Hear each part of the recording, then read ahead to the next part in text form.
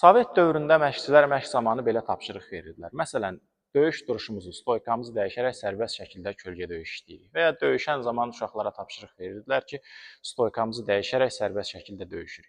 Bəs bu boksçuya nə verir? Bu, beynin neyroplastikliyini, yəni yeni sinir əlaqələri yaratma bacarığını və mövcud sinir əlaqələrini gücləndirməyini stimullaşdırır.